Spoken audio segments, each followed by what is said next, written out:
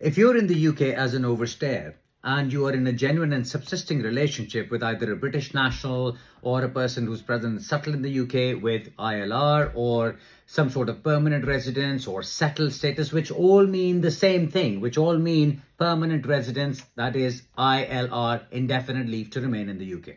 If that is your situation and you're still struggling to get status in the UK, then help is at hand. So please listen carefully.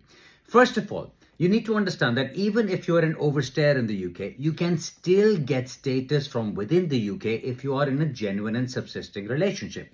Allow me to explain.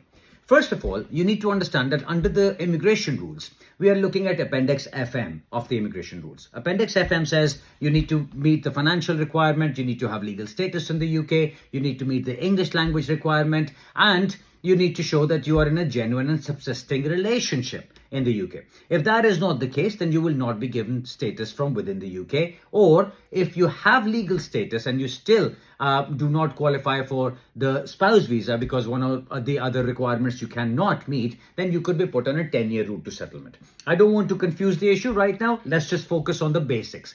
The basics, Appendix FM says you can get a spouse visa if you can meet all the requirements from within the UK. If you are an overstayer, then obviously you cannot meet the requirements and they would expect you to go back unless one of the exceptions to Appendix FM applies, which is EX1 that we're talking about. That could be either on the basis that you have a British national child or a child who spent more than 7 years in the UK, or you are married or in a genuine and subsisting relationship with a British national or a person who's present who cannot go and live in your country, which means that there are insurmountable obstacles to your life continuing together.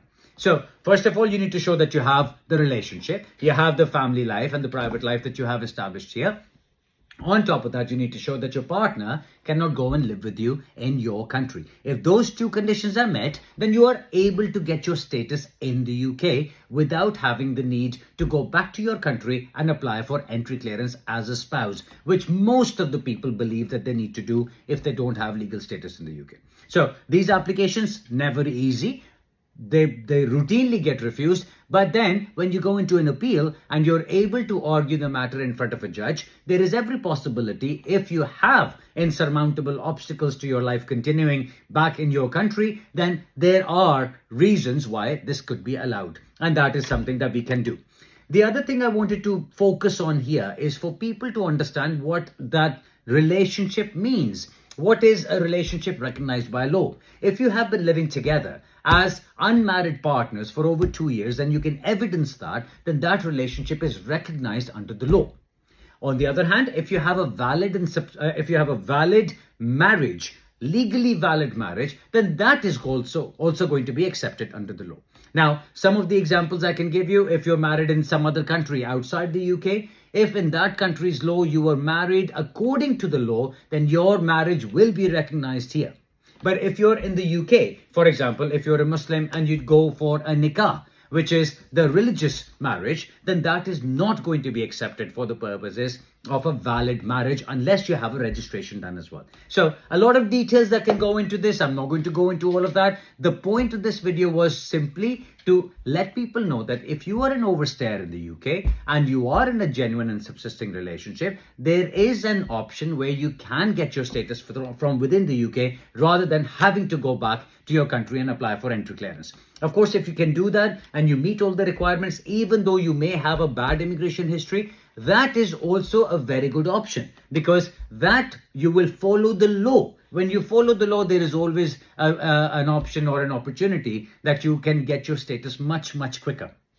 Of course, the difficulty with that is if you've had a bad immigration history, they can sometimes invoke what we call paragraph 320 refusal, which simply says that you have tried to frustrate the immigration rules by putting in frivolous applications, or you've done something else whilst you were in the UK, and because of that your presence in the UK is not conducive to the public good.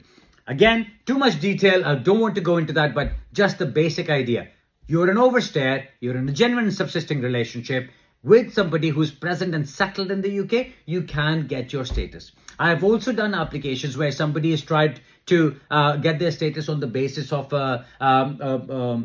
a worker who's got a skilled worker visa here or who's a student, again, their circumstances will dictate whether they can get status or not. This does not come under the insurmountable obstacles test. This will be a completely different one, because insurmountable obstacles under Appendix FM only comes in when you are married or in a partnership with a person present and settled in the UK, which means they have permanent residence or they have ILR or they're British nationals. I hope this all helps. Of course, all these have different permutations and different combinations, and lots of things need to be cleared before I can give you the go-ahead that yes, this application can be done. So the best thing to always do, if you wish to discuss your matter with me, book a consultation. Just book it online. Don't insist on coming and seeing me in person, because the online consultations have worked out an absolute charm for everyone. I've yet to meet one client who has said to me that they were not happy with their consultation that they did over the video. So I hope this would be a good experience for you as well. Thank you very much for listening, and I'll speak to you soon. Thank you.